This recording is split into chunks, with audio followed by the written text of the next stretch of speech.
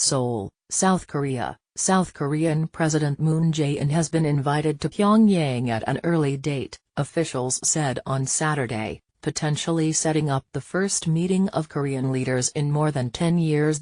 Any meeting with Kim Jong-un would represent a diplomatic coup for Moon, who swept to power last year on a promise of greater engagement with the reclusive North. The recent détente between the two neighbors, anchored by South Korea's hosting of the Winter Olympics in Pyeongchang, came despite escalation tensions over the North's weapons program last year and pressure from Seoul's allies in Washington. The invitation came during talks and a lunch Moon hosted with Kim Yo-jong, the younger sister of the North Korean leader, at the presidential Blue House in Seoul.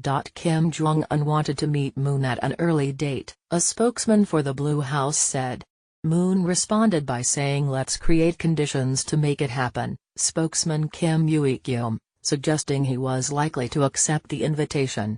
Moon added that the North Korean delegation's visit had made the event a Peace Olympics, the spokesman said, giving the two countries a chance to establish better relations and potentially even peace. The neighbors, divided by a heavily mined demilitarized zone, are technically still at war after their 1950–53 conflict ended in a truce rather than a peace treaty. Kim Yo-jong arrived in South Korea on Friday with Kim Yong-nam, the North's nominal head of state, for the opening ceremony of the Winter Olympics in the alpine resort town of Pyeongchang, just 50 miles from the North Korean border.